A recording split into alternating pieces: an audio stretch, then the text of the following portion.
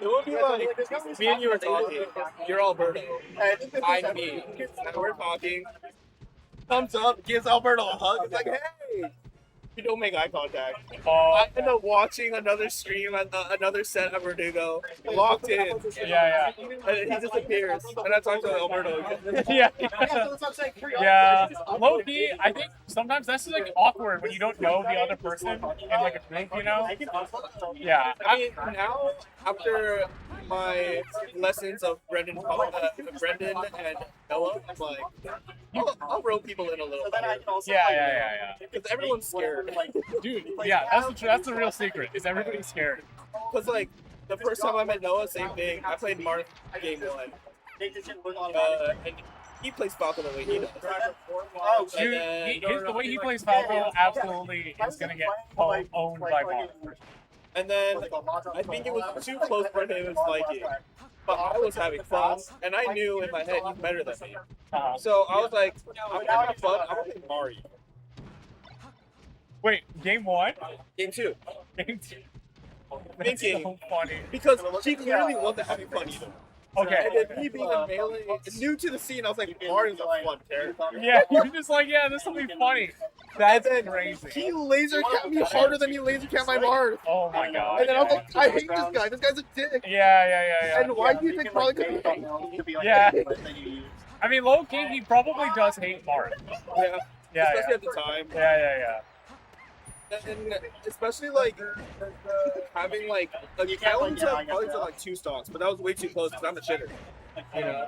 Oh, I see what you mean. And then he got mad at that. I like that too. And then you punished my Mario. I can even ask. It was like a 3-minute game. I could literally not a 3-minute game. It went until the tag, like hey, 5 could be like have the Yeah, option to like do that. And I'm like, you're borderline top 100. Let me live. Yeah, that's brutal. That's insane.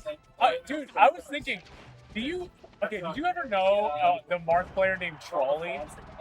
Were you around for that? I was watching streams at the time, but I wasn't.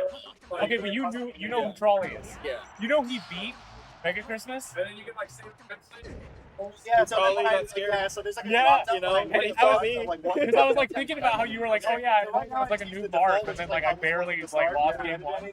I was thinking about it was 2. yeah, so I can. But it was like competitive, you know?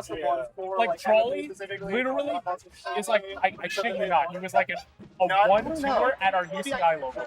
We're like at a college level. Yeah. Like he It's a little different. Yeah, he beat Mega Christmas in his first time playing him, and I was like, dude, I can't not restock Trolley every time we play. That is the funniest thing I've ever heard. That he lost to Trolley. I was like, dude, you have a problem against Wait, what year was that? Oh, this must have been like 2017, 2018. No, was good by then. Yeah, he was good. It was a legit win. It was crazy. That's like top 100 Noah. Yeah, I was like, what? Dude, you're crazy. How did that even happen? That's crazy. Yeah, at the same tournament that Noah fucking did that to me, we had a guy who was an 0-2er at UCLA. His name is Goaty. And you know Lucky? He would show up sometimes, right? Yeah. No, just how he plays against people who aren't as good as him. Yeah. That dude took him to last stock both games of the set, and I'm like, I don't know whether to be impressed or disappointed by my go. Yeah. Because I love Goaty. For sure. No, Lucky is the type to go to last stock against literally anybody ever. Yeah. Like, he could go to last stock against Armada and literally around Monaco. Yeah. Which is really funny, but... It doesn't matter your skill level. Yeah, he just was like that as a person. I don't know. I don't think I was ever a complete shitter. I just have the worst dips in the world. Of not caring, and today I care. Today hurts more because I improved a lot in the past week. So I was like, but I think it's important, what helps, at least for me, is what are the things you improved at? Oh no, because like if you improved at certain things and then today you lost to people doing none of those things, you can't really beat yourself up for that. You know what I mean? Because like you didn't prepare for what they were doing. So it's like, what else can you expect? But lots of people who I don't ever need to prepare for. But I mean, like in matchups that I love.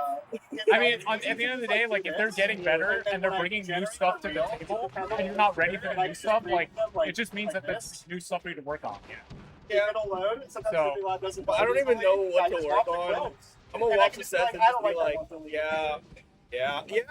So I'll be like, oh, that's Yeah, good. I think VOD review is low-key the most boring thing ever, but it's like actually really, really good. I love. Yeah, Okay, I VOD reviewed. VOD review for your sick combos. Everybody loves doing that. No, I love I VOD reviewed 2 Falco sets. I had so much fun. your sets as Falco or your sets Oh, against against Falco? Falco. Okay. But I just love that matchup. Yeah. I was like, I need to look through my notes. Some of them are funny where I'm like, if I sent this to Wine or Danny, they fucking do it. Yeah. But it's like, my notes, And so it turned I into was like, oh, on weak hit dare, one of the lines starts with, on weak hit slide off dare, facing the platform. If DI in 5%, because I have so many routes, you know? And I was Dude, like, the thing is, like, okay, you can't. Like, it, this is the easiest thing to fix in VOD review. It's just look for how do you get hit. Look at how you get hit, yeah.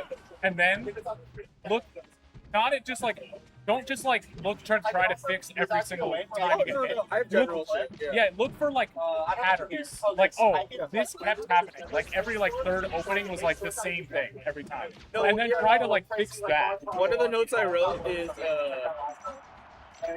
recover more on stage with Falcos. Not all of them are new. That's really funny. Because I was monitoring the 2 sets. I was so scared to go on stage, so they just kept covering ledge. And I was like, this isn't Brian. Yeah. I think These guys are so much worse than Brian. But Brian has guarded me. I think it's good, but I mean like you can think of it as scarring, but I say this because like I've also had this thought where like I've been scarred by someone, but it also helps to be like I think it's also just a helpful reframe to think of it as like I learned a lesson from them. Yeah. So now I know like okay, you don't really want to go on stage most of the time, but sometimes you can. Yeah. You know what I mean? Like that's like a healthy synthesis of like lessons. You know? That's basically what I wrote. And Yeah. then I like type my notes as if I'm talking to myself, like you're being a dumbass. Like, I feel like, but I don't know.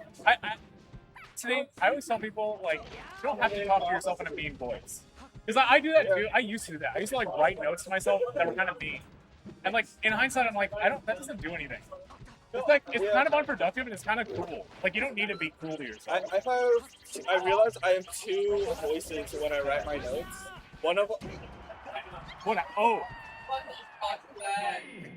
How did he lose the first Hey, game? that guy immediately looked at me. That guy immediately looked at me. What a guy. What a guy. But yeah, I realized I have 2 voices when I write my notes. One of them is for if I were to be teaching another mark that's less experienced. Yeah. And then one of them is like, if it's just my habit, I'll be like, you're being dumb. You know better. Like the edge guard thing or the landing on station was to me. So it was an asshole thing. And then the other one was just like very, I forgot what it was. What was it? It had to do with the power shielding aerials and like what options to do after. Because it was like when power shielding an aerial, like a short hopping falcon towards you, and it turns out to be an aerial and not a laser, immediately use the C-stick in any way. Yeah. Or else you will Forward get smash shot. or yeah. Or no, just like to buffer a roll or a spawn dodge. Oh, okay. I was gonna say if you use C-stick, you can get power shield forward smash. Depends on the basically, yeah. Yeah. If the power shield puts you far enough. Yeah. But a lot of the things that the police are actually really good at doing. Noir is actually not as good at this, but you guys will nair right on top of me where no matter where I power, like how I power shield it, you'll get the shot. Yeah. I have to like spot dodge, and then Alicia will sometimes like nair my shield, get power shielded, shine grab, and I'm like, Yeah. you don't do the shine grab as much though. You get the shine out, and then if I spot dodge, it resets. Or you like put pressure other way. Yeah. I'm a big sparing grab. I'm sparingly grab him Yeah. versus Mark. I think that the less you grab, while still grabbing is good. But like in general, Marth sucks, I think, in shield. So I like to abuse him more there than like just like taking the grab. There's some Falcos that I forgot which Falco I was talking about. You know what I mean? Yeah. But I was like, I was telling him, Falco grab is not good against Marth, except it kind of really is. Yeah.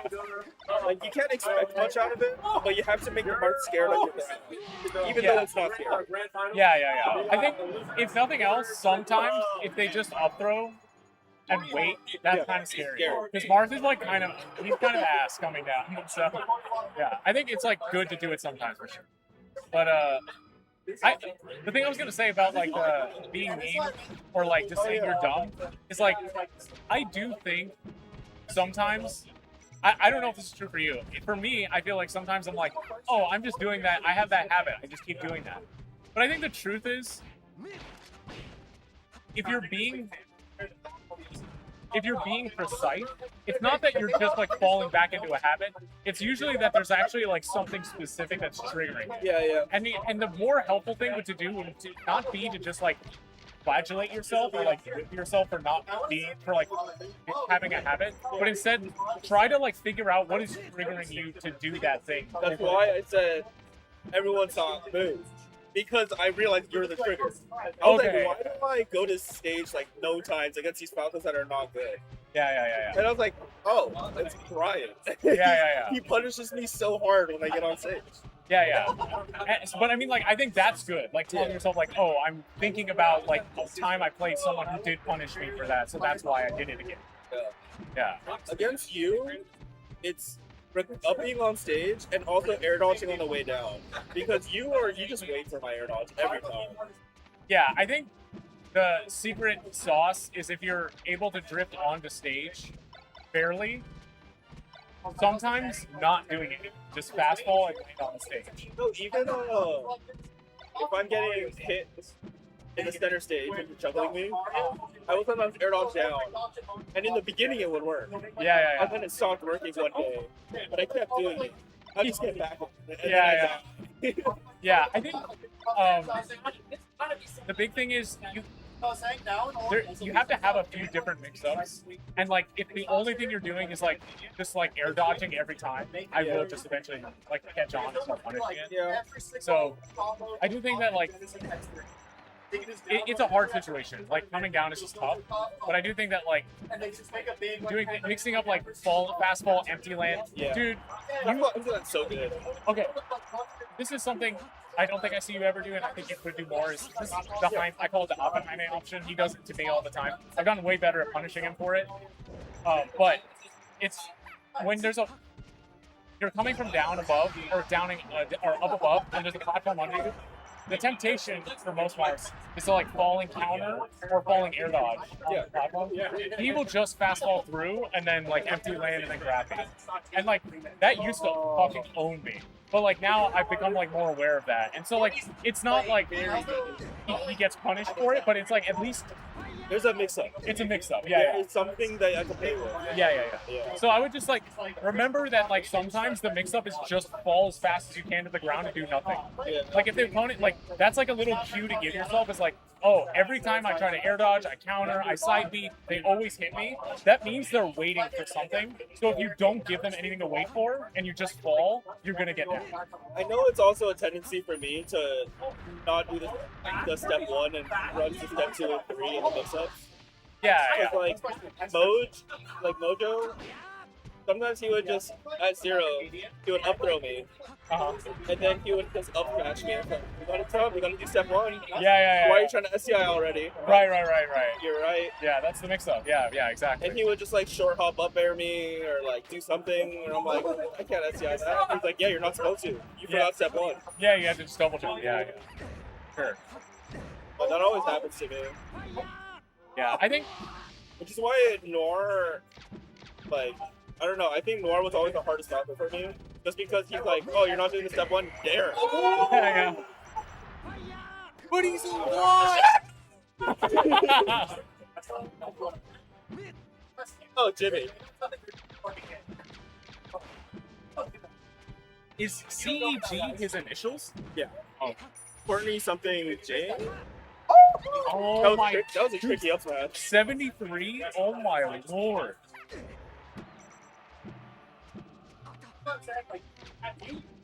Phil Reese. Oh my god, he's playing so patient. Yeah. Oh, both these guys, if they were not my friends, I would hate them. The way they're playing. Yeah.